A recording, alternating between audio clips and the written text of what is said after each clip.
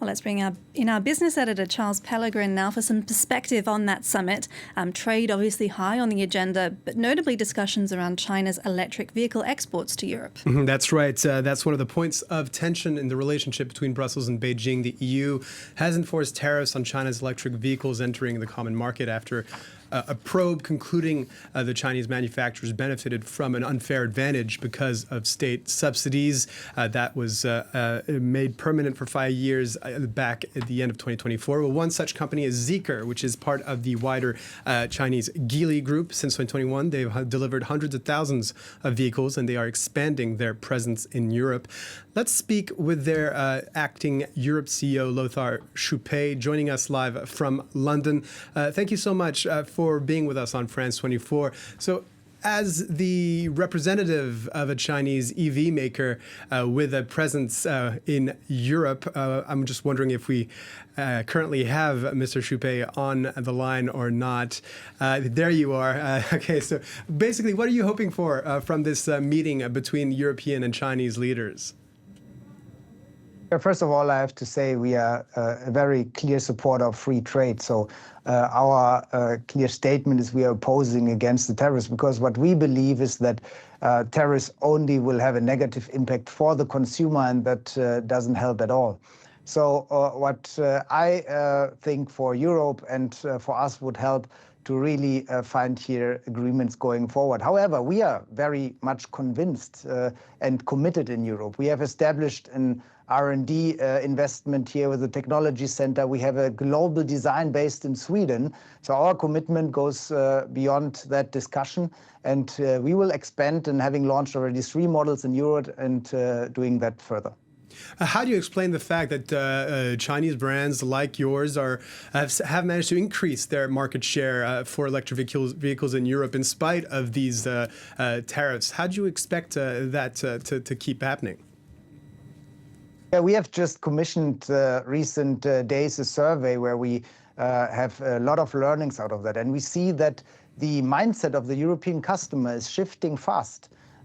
We see that at the moment, after the first half of 2025, we have peaking with an all-time high. 1 million EVs are sold in Europe. So there is a big opportunity, and 5% of these sold cars are already from Chinese manufacturer. And the survey shows clearly that a big share of the consumers are considering already now a Chinese car as a new electric car when they buy it.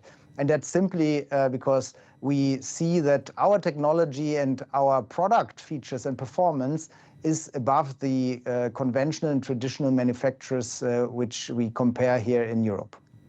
There are a lot of people in Europe who would say that that edge that Chinese firms seem to have, both in quality and innovation, to a certain extent, that was fostered by the Chinese government and a support program, which some in Europe find unfair. What do you make of that particular point? Well, I think what is happening right now in Europe, that we gain trust of the consumers, and that we are simply, with a company invested here in Europe, are clearly behind the requirements of the consumer. And we are simply also faster in our development processes. So we can be with speed to market, clearly on the consumer demand and the product deliverables which we are having. Just some examples, our new Zeekr 7X with 600 kilometer range, 13 minutes charging from 10 to 80%. That is what the consumer really appreciates, and they are looking for a price-value proposition, and there we are having a competitive advantage. So some interesting data has come out this Thursday from the European Automobile Manufacturers Association. It shows a rise in sales of electric cars, while overall sales have fallen for the month of June. Battery electric cars specifically have risen 7.8%. Hybrids, though, still dominating. What needs to happen for full electric to really take off? I think the product developments which are right now ongoing, especially also in the Chinese manufacturers, are hitting already the segment of the European demands. However, what still is present, and we see it's removing slightly the anxieties of the European customer. We see charging speed is one of the point. Range, it's about costs, but it's also about infrastructure. Charging infrastructure in the countries and from the manufacturers offering is important. So, for example, we are offering 600,000 charging points in 27 countries with Zeekr, and this is where also the anxieties of the consumer will be removed, and we will find a much more faster acceleration in the future. I want to talk about Zeekr's home market in China. Competition there has been ferocious, with quite a few brands, quite a few competitors engaging what's been described as a price war. There's even a Reuters report from earlier this week showing that Zeekr, as well as another manufacturer called Nida, have found a way to inflate their sales numbers in China in order to reach very ambitious sales targets. Well, beyond that particular story, what can you tell us about that cutthroat environment in China, and how does that affect Zeekr's company culture, including in Europe?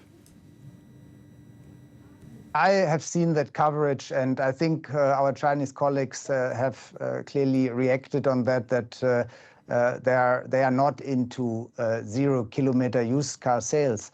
However, I think our company culture is that we are at the heart of the customer, developing our R&D processes. We are agile, within high agility moving forward, and I think that is what is counting. We are not looking for short-term success. I think mid-term and long-term, the investment in Europe, what we are striving for, is very important. We are now live already in 7 markets, having substantially invested with partners and dealers and ourselves.